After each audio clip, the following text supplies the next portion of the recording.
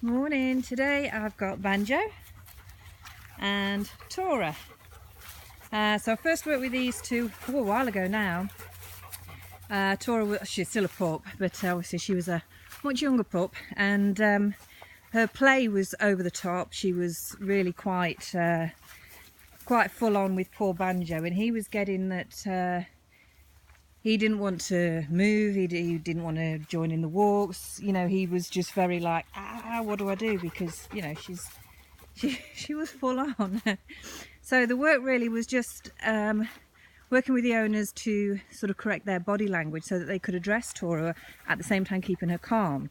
Because the problem is with the pups, sometimes you address them vocally and it actually encourages their behaviour more. So it's using your body language to actually calm the situation, and at the same time your body language then convinces Banjo that, you know what, the owners have got this, they're controlling her, I don't need to panic, I'm okay. You know, somebody's in charge of the situation, because he wasn't feeling that anybody was in charge, and it was starting to get a little bit out of hand. So anyway, we're all sorted.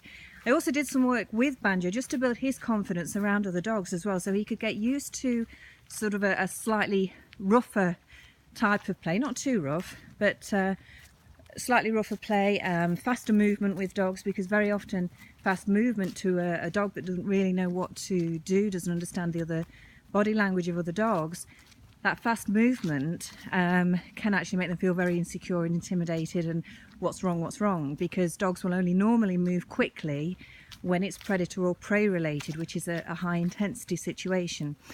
So their natural instinct, you know, would say something's wrong if they're moving fast. So they need to build their confidence around other dogs and learn that fast movement and rough play doesn't mean there's anything wrong, whereas their natural instinct tells them it is. But they're domesticated, so it's not a danger. So that's what we did with Banjo, built his confidence, and now he plays lovely, he's got his confidence, he's, you know, back mingling with the family and just thoroughly enjoying himself, and he's got more confidence, he's a happier dog. So it wasn't just controlling the pup's play, it was also building the confidence of the little guy here. So that was a while ago. So what we've got is, I mean, she's growing. God, she's grown so much since I last saw her. Beautiful. She really is beautiful. She's very clued up. I mean, they are anyway, generally, but she's very good. She weighs it up and she thinks. She takes her time and she thinks. At the same time, she's still a pup, so she does get excited. She gets full on. She gets strong on the lead. She jumps up. So it's still working on those boundaries.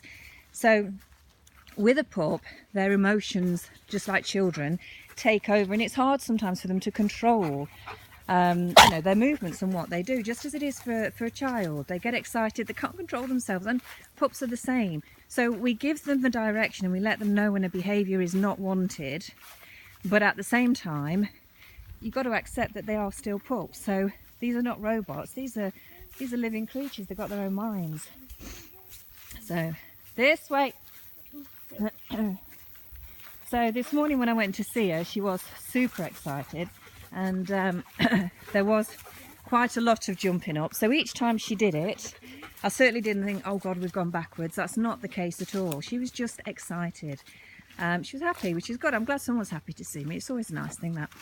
And I just addressed her with the shh and stepped into her space. At that point I didn't talk to her, I didn't give her loads of vocal commands, and I just kept my body language calm. And within a very short space of time, her head was back in gear and she was respecting my space again.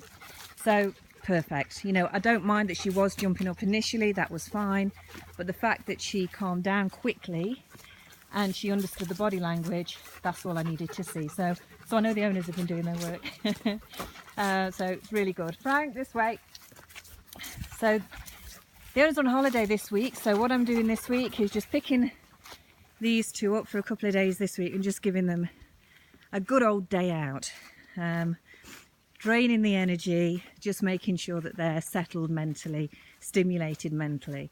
And yeah, that's what we're doing this morning. So this morning's walk, before it gets too hot, I mean the heat is actually playing quite a negative effect on a lot of the walks I'm doing. Tora does still get, like I said, she's a puppy, so it's hard for her sometimes to control her emotions, which obviously results in her behaviour. So we are going to do some lead work because she's hit and miss with that. Some days she's great on the lead and other days she's not. Kind of to be expected. But we just work on how we address the dog when they're doing something they shouldn't be doing, and understand that she's still growing up. So I will do some lead work with her. In this, it won't be road work, but it will be here. And just get her listening to me while the others are off lead. So she'll have those as the distraction, which works great, while she has to pay attention to the handler. So even if she wants to run with Frank as he charges past her, she's got to learn to control her mind and stay sensible on that lead. Just like a child, you know, they just got to gradually mature and learn to control, you know, their emotions and what they do. So yeah, just a great day. I love these two. The change in them, the confidence really in Banjo more than anything. The little guy is just, he's an absolute diamond. He's wonderful. And I always enjoy seeing the confidence grow with a dog that has been, you know, quite nervous and sort of staying in the background and panicking when the dogs come to them, you know, because of the rough play, etc. So to see him just mooching about, and he's fine with all of mine as well. So yeah, his confidence is great. I love to see that. And Tora is just a beautiful character. She really is. When I get home, I'm gonna just play around with her a little bit and do some obedience, I suppose, but just sort of channeling into her mind and getting her, you know, following me, sitting, staying, doing all that kind of thing. But just yeah, just having a good old play around with her head really, because she's a clever thing, and she's, like I say, she thinks about things, she weighs things up, so that's great to play with. That's really good. So yeah, there we go. Carry on with this and get some really good photos. All right, see you later.